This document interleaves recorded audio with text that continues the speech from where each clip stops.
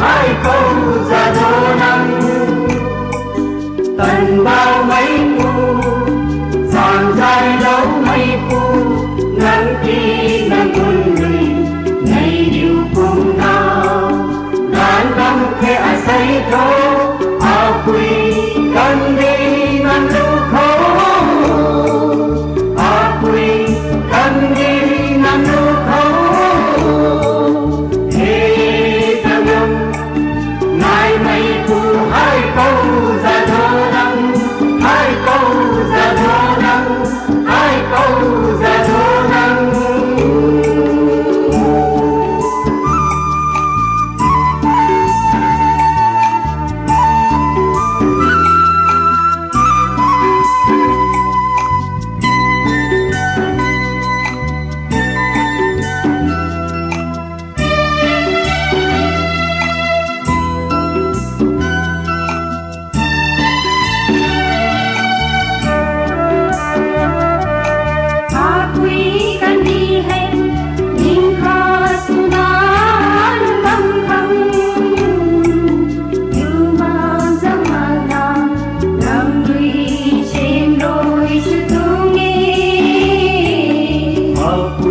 Cần gì hay nhìn kha suna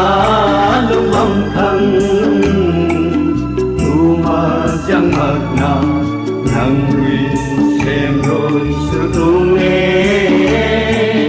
nắng giác cao dìm thái mây đàn nắng thái đi na a say tu nắng cao hôn na phải lung âm thì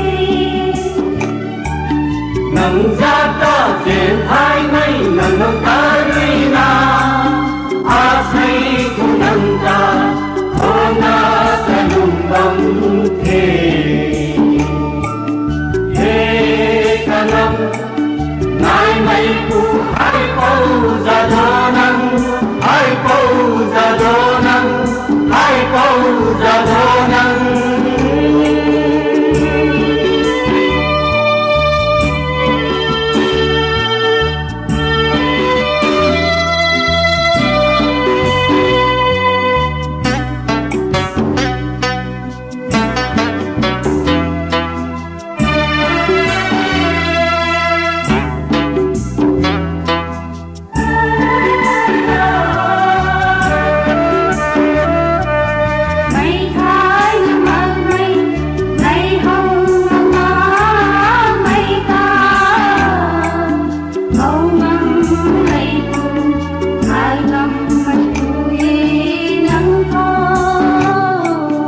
mây thái ngâm mơ mây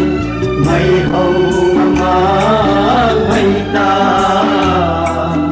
hầu ngâm mây phù thái ngâm mây phù về nắng thô đi phát không ra mây nắng mây nắng bắn đi đi a quy cần đi ta đi ga làm tu nghe đi phát khăn ra mây nắng mây nắng bắn đi lui a quy cần đi ta đi ga